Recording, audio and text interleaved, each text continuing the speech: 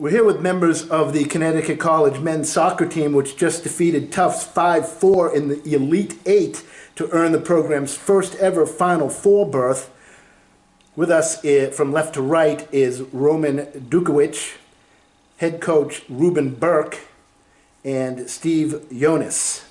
Coach, can you make an opening statement? Yeah, it was a wild game.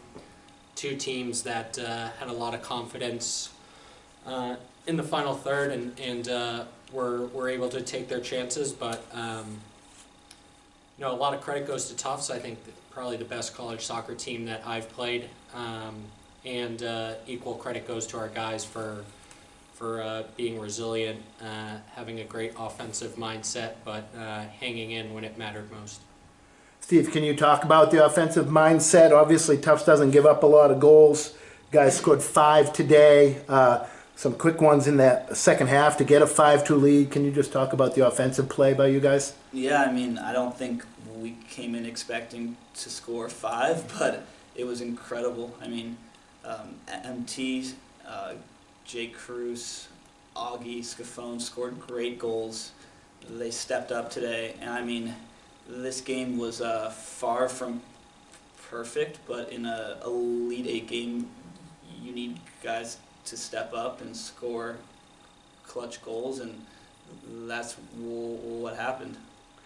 Roman, on the defensive side of things, you guys went up 5-2. Tufts stormed back, got within 5-4, put a lot of pressure on you. Can you talk about sort of withstanding their comeback?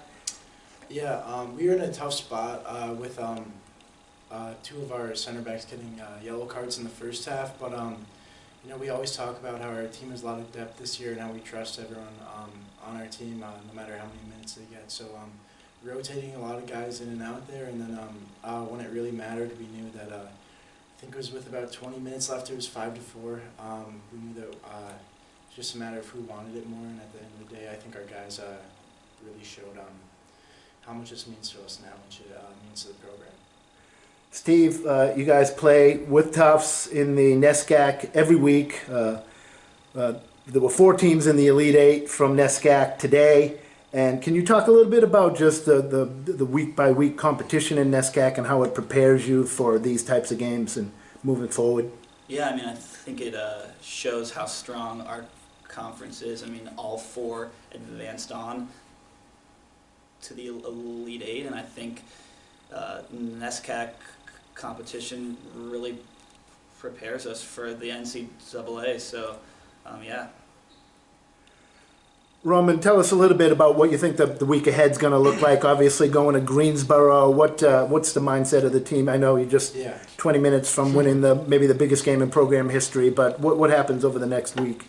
Obviously, we're going to just recover physically and I guess a little bit mentally from how stressful this game was, and then we're going to review our 2 games from this weekend's first versus Redlands, and then obviously the game we just played, look for areas where we need to improve, go through the film, and then I guess begin to scout. I believe we're playing Washington and Lee, so begin to scout them, and just keep improving every week. That's what we've been doing for the whole year. So.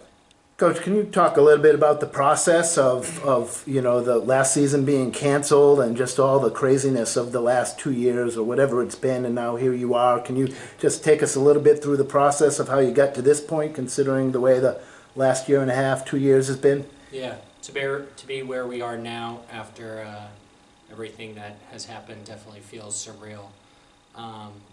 College is supposed to be some of the best years of your life, and when we were in the thick of things in COVID, I felt so bad for the guys not being able to experience normalcy, but it shows you the character of our guys, training day in, day out with masks, in pods, following the COVID protocols. I think through it all, it made them stronger characters, more resilient, appreciate the game more, and have a closer bond with each other. So yeah, I think we are where we are now because it mentally challenged us, and we found ways to be creative and keep improving, even when it seemed bleak. So.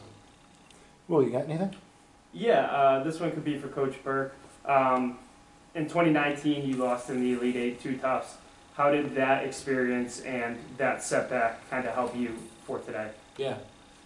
The experience taught us a couple things, like you can't go down early in an Elite Eight game. You have to start a half strong, and although Tufts scored first today, we were able to bounce back really quickly, which we didn't in 2019. It taught us in something that we went to during COVID was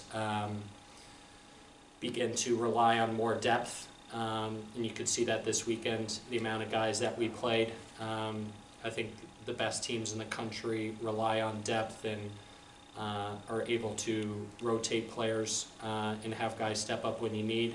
And I think the loss in 2018, those two lessons, but more so just fueled us because we had this internal confidence that we were good enough to get to a Final Four, and really we wanted to prove to ourselves and to everyone else that despite the loss, we're good enough to bounce back and keep fighting for it. So. All right, well, thanks very much, guys. Congratulations and good luck this week. Awesome. Thank you. Thank you. Thanks.